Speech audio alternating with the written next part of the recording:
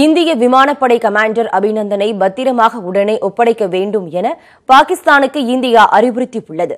புல்வாமா தாக்குதலுக்கு ஜெய்ஷ்-இ-முகமது அமைப்பு காரணம் என்பதற்கான ஆதாரங்களையும் பாகிஸ்தான் தூதரிடம் இந்தியா வழங்கியுள்ளது. புல்வாமா தாக்குதலுக்கு பதிலடியாக எல்லை தாண்டி சென்று ஜெய்ஷ்-இ-முகமது தீவிரவாத முகாம்களை இந்திய விமானப்படை நேற்று முன்தினம் தாக்கி அழித்தது.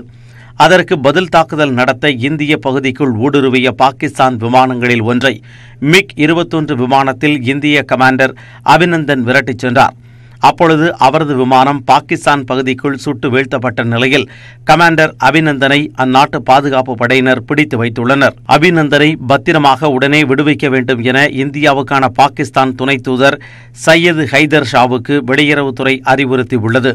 காயம்பட்ட வீரரின் புகைப்படம், வீடியோவை அநாகரிகமாக வெளியிட்டது ஜெனீவா ஒப்பந்தத்தின் கீழ் சர்வதேச சட்டத்தை மீறுவதாகும் என்றும் கண்டனம் தெரிவிக்கப்பட்டுள்ளது.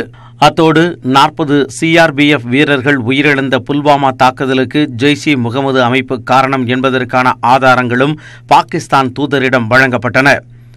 ஜெய்ஷ்-இ-முகமது தீவிரவாத அமைப்பின் முகாம்களும் அதன் தலைவர்களும் பாகிஸ்தானில் இருப்பதற்கான ஆவணங்களும் தரப்பட்டன. இந்த ஆவணங்களின் அடிப்படையில் பாகிஸ்தான் அரசு நடவடிக்கை எடுக்க வேண்டும் என்றும் தூதரிடம் இந்திய அரசு வலியுறுத்தியுள்ளது. இதனிடையே எல்லை நிலவரம் தொடர்பாக நேற்று முப்படை தளபதிகளும் பிரதமர் நரேந்திர மோடியை 2ஆம் முறையாக சந்தித்து விளக்கம் அளித்தனர். காஷ்மீர் எல்லையில் நிலவும் பதற்றம் தொடர்பாக மத்திய அரசு மேற்கொள்ளும் நடவடிக்கைகளுக்கு முழு ஒத்துழைப்பு அளிப்பது என 21 எதிர்க்கட்சிகளின் ஆலோசனைக் குழு கூட்டத்தில் உறுதியளிக்கப்பட்டுள்ளது.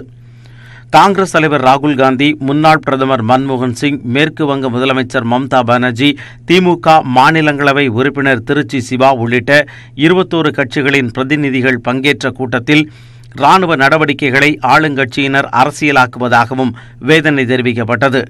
இந்த விவகாரத்தில் பிரதமர் மோடி அனைத்து கட்சி கூட்டத்தை கூட்டாதது வருத்தமளிப்பதாகவும் எதிர்க்கட்சிகள் தெரிவித்தன.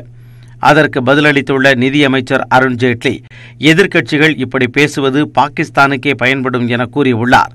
இந்த நேரத்தில் நாடே ஒரே குரலில் பேச வேண்டும் என்றும் வேண்டுகோள் விடுத்துள்ளார்.